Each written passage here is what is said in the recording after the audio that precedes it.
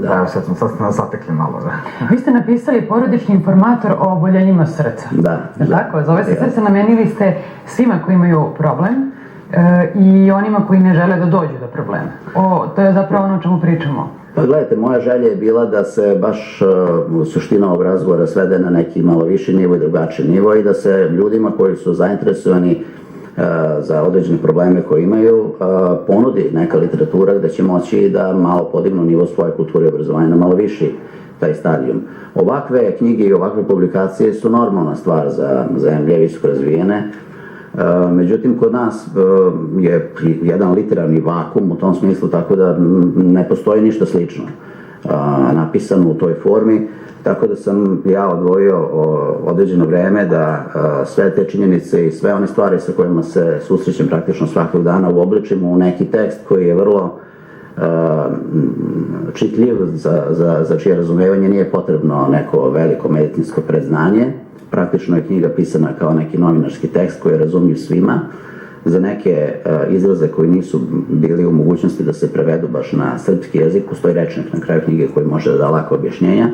Tako da je to bio moj pokušaj da se neke stvari i u ovoj formi približe pacijentima. Ja znam da u Srbiji ne postoji baš neka velika navika čitanja literatura, ali mogu da vam kažem da je knjiga izuzetno popularna i kod ljudi srednje generacije, pogotovo kod pacijenata.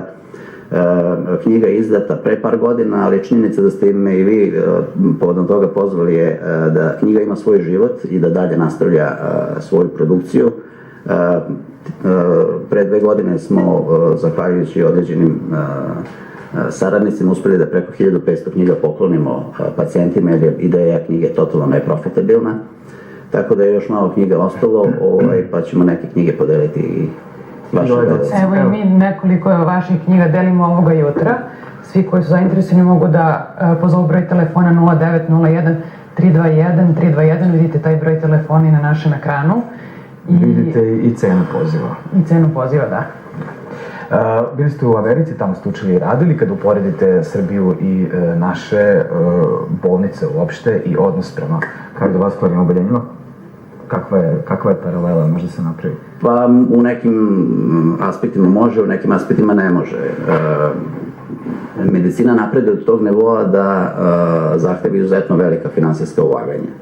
Ali za sve ono gde je kvalitet pojedinca bitan, a to je najveći procenat ove struke koje ja pripadam, mi uopšte ne zaostajemo za tehničkim i intelektualnim kapacitetima doktora koji rade u Americi. Tako da sam se ja vrlo brzo uklopio, radio sam i živio tamo 4,5 godine. Završio sam specijalizaciju iz kardiohirurgije na izuzetno prestižnom Washington univerzitetu u St. Louisu.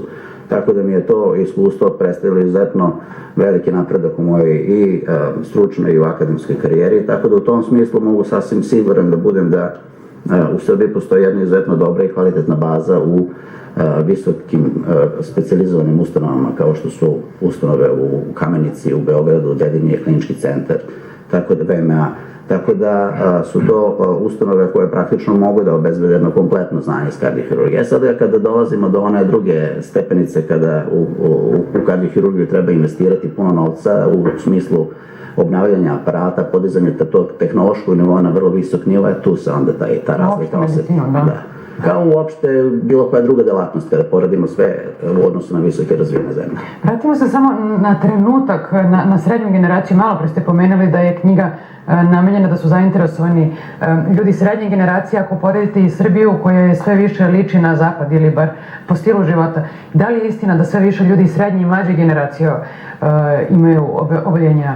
Pa jeste, gledajte, ono što ja mogu da kažem iz svoje kliničke prakse je da nam iz godine u godinu stižu sve mlađi pacijenti i ono što posebno zabrinjava to je da prilikom prvog susreta sa lekarom, kardiologom, hirurgom, su to već oboljenja koje su u podmaklom stadijumu kada mi malo, a neki put i nimalo možemo da pomognemo. Tako da je prevencija i blagovremeno obraćanje lekarima za pomoć krucijalno u rešavanju ovih problema.